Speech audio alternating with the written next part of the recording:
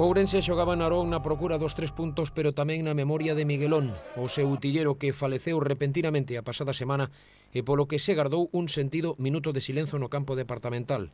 E o equipo de Romero saíu a polo partido cunha motivación extra. Asiña tomaron vantaxe nunha acción que culminou con acerco Iago Sanginés e que permitía aos vermellos poñerse por diante logo de que o extremo ourensán sorprendera a Diego Rivas, o guardarredes visitante cun remate cruzado. Cumprida a media hora chegaría a xogada do empate. Un lanzamento de esquina foi desviado por Breogán, o central dos ourensáns con tan mala fortuna que acabou por mandar a pelota á rede da súa propia portería. De aí a fin do encontro houbo continuas alternativas, oportunidades para ambos, pero sen fortuna. A piques de cumprirse o tempo regulamentado chegou a sentenza. Antonio cun remate desde prácticamente o medio campo sorprendeu cun golazo que daba victoria aos de Romero e que celebraron, como non podía ser de outro xeito, como un triunfo moi especial.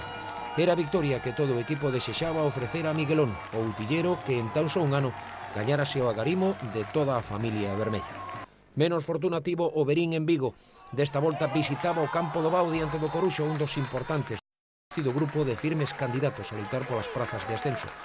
Os de Peluso aguantaron un pulo local no primeiro tempo, pero no segundo o arreón dos vigueses foi definitivo. David Campos marcara de cabeza logo de un saque de esquina. O gol abrigar a arriscar o Verín, que abriu liñas, e de aí a xogada que permitiu o Coruxo aumentar a diferenza cun remate de Nacho Franco. Os ourensáns acurtarían o resultado grazas a un gol que acadou Oli a 2 minutos para o fin, pero que se presumía un final intenso. Rematou a Siña logo dun novo disparo de David Campos que provocaría o marcador final de 3-1.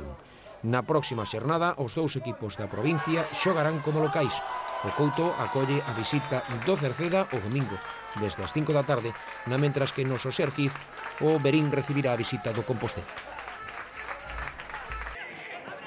Esperábase máis do líder no Manuel Anxo Cortizo. O encontro entre o Lalín e o Santa Comba rematouse en goles e sen cartóns para os futbolistas. Só Gelucho, o técnico do Santa Comba, viu un cartón amarelo. O equipo xalleiro segue sen coñecer a derrota, o mesmo que o Compostela, que empatou a 1 sen Cerceda. As mellores ocasións da primeira metade foron pro Lalín. Cuqui dispuxo de 3 lanzamentos de falta que puxeron en apretos a Carlos. Non houbo nada máis salientable por parte dos dous equipos na primeira metade. Na segunda, o espectáculo foi pobre no céspede lalinense. Nos aburridos segundos 45 minutos houbo 2 xogadas que puideron desnivelar o marcador. Primeiro, un gol anulado ao Santa Comba por fora de xogo. Así o sinalou o colexiado vigués Domínguez Graña. Logo, unha xogada que puido decidir pros locais. Nun remate de Dani, no que Rubén, o seu propio compañeiro, cando se afastaba, quitou o balón baixo os paus. Foi a mellor ocasión dos do Deza. O técnico visitante Gelucho, que protestou unha xogada, foi o único que viu un cartón amarelo. Non ofreceron nada máis aos dous equipos. O empate non lle serviu moito ao Lalín, que está na zona perigosa da táboa.